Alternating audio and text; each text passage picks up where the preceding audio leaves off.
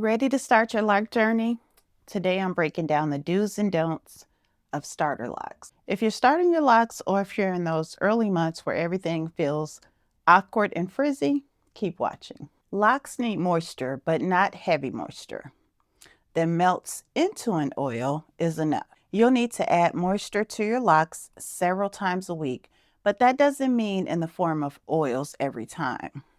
And then seal in that moisture with a light oil. As an alternative to oil, you can use a light butter that melts down into an oil and won't leave buildup. Two of my favorites are the Lock Butter by the Lock God and Locked Conditioner by House of Isis. Throughout the week, spray your hair with the moisturizing spray. You probably won't have to do this daily, but at least a few times a week. Two of my favorite sprays are the Hydration Mist by the Lock God and the Moisturizing Refreshing Spray by Lock Sanity. Do wash your hair.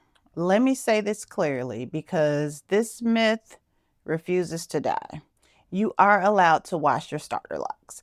A clean scalp is part of a healthy hair growth.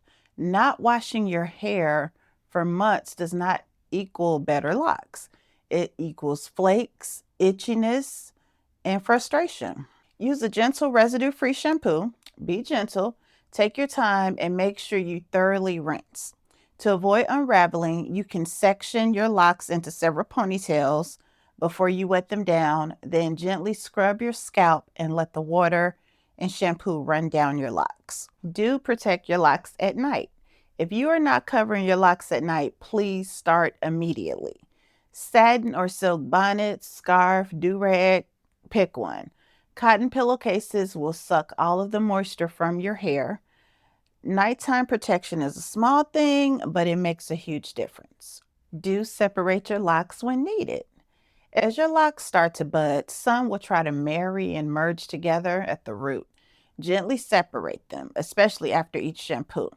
This helps each lock stay in place and keep them from fusing together. Now let's talk about the don'ts of starter locks. Don't overload your hair with products. When it comes to locks, less is more. Overloading your hair with product is only going to lead to buildup that is difficult to get out of your hair. Starter locks do not need a 10-step routine. Keep it simple and your hair will thank you later. Don't be afraid of frizz. Frizz is not the enemy. It's part of the process. Your locks are forming. They're figuring themselves out. They're not going to look finished right away. Don't retwist too often or too tight. Okay, I know you're gonna want to keep that fresh retwist look, but you really should limit your retwist to no sooner than 4 weeks in the early stages, maybe 3 weeks if it's really bad, but a rule is no more than every 4 weeks. Any more than that can lead to thinning and damage, especially around your edges. Just give your hair time to breathe and grow. Neat hair does not equal healthy hair. Don't compare your locks to others. This might be the hardest part. Don't compare your locks to someone else's timeline. Patience is going to be one of the main parts of the process. Your lock journey won't be glamorous every day. You'll have frizz. You'll have weird shapes. That's literally your hair doing what it does. Locks require patience and time. There's no fast forward button. Some days you'll love them. Some days you'll question your life choices. That's normal. Your locks will do what your locks are meant to do. If you're just starting out on this lock journey, I hope this saves you some stress. And let me know in the comments, are you thinking of starting your locks or how long have you been on your lock journey?